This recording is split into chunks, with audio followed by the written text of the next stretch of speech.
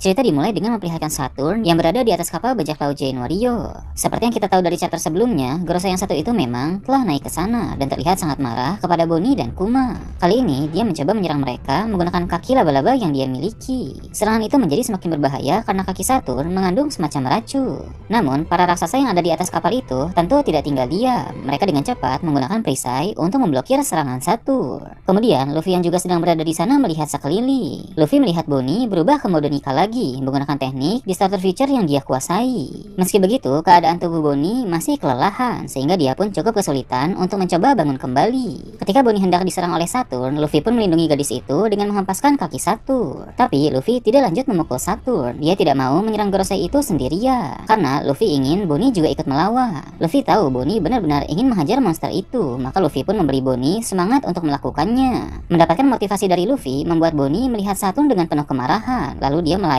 dan siap untuk bertaruh. Sementara itu, cerita kembali berfokus ke siaran Vegapunk yang tidak lama lagi akan berakhir. Sang ilmuwan itu berkata, hari di mana kejadian yang sama seperti dalam abad kekosongan, suatu saat nanti pasti akan datang. Hal itu akan terjadi lagi, karena senjata-senjata kuno yang mengakibatkan bencana pada masa lalu masih ada saat ini. Ketika Vegapunk mengatakan soal itu, kita bisa melihat reaksi dari Vivi yang sedang bersama dengan Morgan. Lalu ada juga Shirahoshi di Pulau Manusia Ika. Kemudian diperlihatkan juga keadaan Skypiea di mana Konis dan Aisha datang ke istana untuk menyapa kelompok Wiper. Orang-orang di Pulau Langit tidak tahu apa-apa soal siaran Vegapunk yang sedang menghebohkan di wilayah Blue Sea. Vegapunk melanjutkan bicaranya dengan berkata bahwa pewaris dari ras-ras yang ingin dihapus dari sejarah masih ada saat ini. Saat dia berbicara soal ras-ras yang ingin dihapus dari sejarah itu, beberapa orang di berbagai tempat diperlihatkan. Ada Kuma yang sedang berada di kapal Elbaf. Muncul juga kilas balik singkat yang menampilkan percakapan Kuma dan Vegapunk tentang ras Bucani. Lalu ada Marco yang tampak sedang mengingat kembali perkataan Shirohige bahwa dulu di Red Line ada tanah para dewa. Seperti yang kita tahu, tanah para dewa yang dimaksud adalah tempat tinggal dari ras Lunaria pada masa lalu, sebab dulu mereka tinggal di atas Red Line. Setelah memperlihatkan Marco yang memikirkan soal itu, King pun ditampilkan sedang berada di ruangan yang gelap dan memikirkan sesuatu. Di sana rupanya King sedang memikirkan soal ras Lunaria. Lalu puding yang ada di dalam sel diperlihatkan. Di sana dia sedang mengingat kembali masa-masa di mana dulu anak-anak sering mengganggunya karena dia memiliki 3 mata. Ada indikasi bahwa sama halnya dengan ras Bucanir dan Lunaria, ras mata 3 pun mungkin menjadi ras yang ingin dihapus dari sejarah dan tentu oleh pemerintah dunia. Hal itu tentu masuk akal karena mereka mampu membaca poneglyph apabila kekuatan mata ketiga mereka aktif, sehingga hal tersebut pasti tidak diinginkan oleh pemerintah dunia. Kapal bajak laut Giant Warrior. Di sana Saturn ingin menyerang Bonnie lagi, tapi semua serangan dari Gorosei itu ditangkis oleh Luffy. Sementara itu, Bonnie mengingat kembali pertemuan pertama Kuma dan Saturn di Pulau God Valley. Bonnie bisa tahu soal ini karena beberapa waktu yang lalu dia telah masuk ke dalam ruangan memori Kuma. Bonnie juga mengenang sosok ibunya dan dia mengingat perkataan Saturn bahwa Saturn lah yang membuat Ginny menjadi objek eksperimen. Ingatan-ingatan itu membuat Bonnie menjadi semakin murka terhadap Gorosei Saturn. Dengan lantang, dia berkata beraninya Saturn melakukan hal itu kepada kedua orang tuanya. Bonnie juga mengatakan bahwa Saturn dan para Tenryubito bukanlah dewa, tapi Bonnie percaya bahwa dewa yang sebenarnya benar-benar ada. Sementara itu, diperlihatkan reaksi dari Sentomaru dan Kizaru. Sang admiral tersebut tampak masih terbaring di atas kapal angkatan laut. Kembali ke Bonnie, dia mengingat kata-kata Kuma soal Nika, dan Bonnie berteriak kepada Saturn sambil menangis. Dulu, Kuma pernah bilang bahwa suatu saat nanti, Nika pasti akan menyelamatkan Bonnie, dan Bonnie pun kini tahu perkataan dari Kuma itu benar. Mendengar itu, membuat Saturn menjadi sangat kesal. Kemudian, Bonnie dan Luffy sama-sama mempersiapkan serangan untuk dilancarkan kepada Saturn. Sebelum serangan dilakukan, cerita kembali berfokus ke siaran Vegapunk, yang mana dia berkata ketika bencana itu datang, dia ingin orang-orang menjaga diri. Vegapunk percaya pada kebijaksanaan umat manusia, dan dia juga percaya kepada ilmu pengetahuan. Beberapa reaksi lain dari orang-orang di luar Pulau Egghead diperlihatkan lagi, seperti Icebird di Water Seven dan Caesar Clown bersama Judge di kerajaan Jerman. Sementara itu, di pantai Pulau Egghead terlihat robot kuno masih berhadapan dengan Warkuri dan Jupiter. Sepertinya sang robot itu masih belum menggunakan kemampuan spesial yang dia miliki dalam chapter kali ini.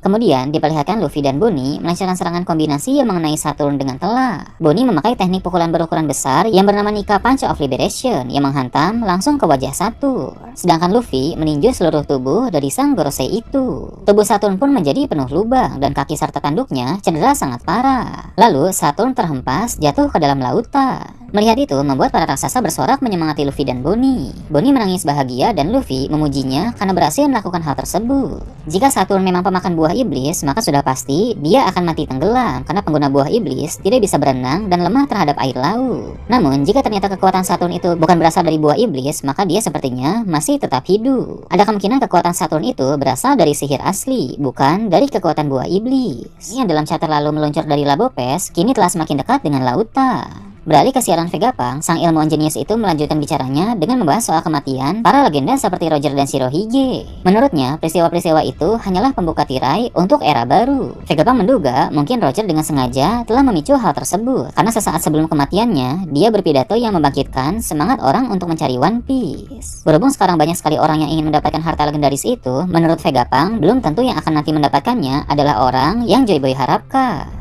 Sementara itu di Pulau Beehive, banyak bajak laut sedang gelisah dalam menanti kedatangan dari Kurohige karena mereka ingin segera pergi berlayar.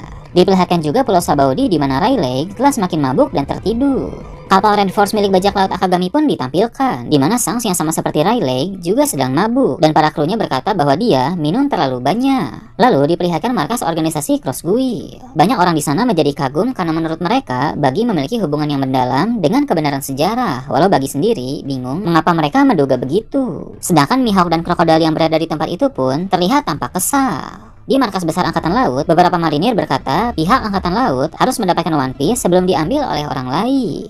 Kemudian, kita akhirnya melihat closing statement dari Vegapunk dalam siaran yang menghebohkan dunia itu. Dia berkata, entah apakah orang yang akan menemukan One Piece itu sesuai dengan harapan Joy Boy atau tidak, yang jelas nasib dunia akan bergantung di tangan orang yang mendapatkan One Piece itu. Jadi, harta legendaris One Piece benar-benar sesuatu yang sangat penting, yang menjadi kunci untuk menentukan nasib dunia pada masa depan nanti. Di akhir chapter, reaksi karakter-karakter penting pun muncul dalam panel-panel yang berbeda. Ada Luffy, kemudian Kurohige, lalu Im Sama, kemudian Dragon, setelah itu Shanks, Buggy, Akainu, Koby, Kuzan, Sabo, dan Garlic Figarle. Selain mereka, muncul pula seorang karakter misterius yang masih berupa siluet saja. Karakter itu sedang memegang pedang yang mirip dengan Shanks, dan dia juga memiliki vibes yang sama seperti Shanks. Berhubung reaksi karakter ini muncul bersama dengan karakter-karakter penting yang lain, maka artinya dia juga karakter yang sangat penting. Walau belum pasti, tapi ada kemungkinan karakter ini merupakan salah satu kesatria suci yang berasal dari keluarga Figarle. Bahkan tidak menutup kemungkinan dia adalah saudara dari Shanks, sebab Shanks juga berasal dari keluarga tersebut. Cerita ke depan nanti akan menjadi semakin menarik ketika banyak hal penting mulai dieksplorasi, seperti keluarga Figarland dan kesatria suci. Jika karakter ini memang benar seperti yang diduga, maka dia akan menjadi masalah yang besar untuk pasukan revolusi, karena kesatria suci akan segera bergerak untuk melawan Dragon dan kawan-kawan.